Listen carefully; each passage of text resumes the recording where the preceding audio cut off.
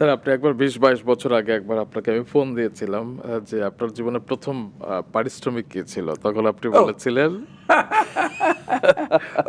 ওইটা পারিশ্রমিক না, ওটা হচ্ছে পুরস্কার। পুরস্কার। হ্যাঁ, প্রথম যখন আমি স্বাধীনতার পরে ম্যাজিক শো করি, তখন শোটা খুব ওয়েল অ্যাক্লেমড হলো, এবং তখন ওই জলাবাড়ি হাটখোলায় হুম, হুম। একজন আমাকে ডেকে নিয়ে গেল এবং এক পোয়া জিলাপি আহ, দিল। তখন আমরা সবাই মিলে ওইটা এনজয় করলাম। তো সেটা সেই সময়ের জন্য আমার জন্য যথেষ্ট, কারণ আমাদের পারিশ্রমিক দেওয়ার কথা ছিল না। বাহ! দেখলেন যে এটাও প্রকৃতি নির্ধারণ করে দিল। কারণ জিলাপি মিষ্টি, আপনারও মিষ্টি হাসি।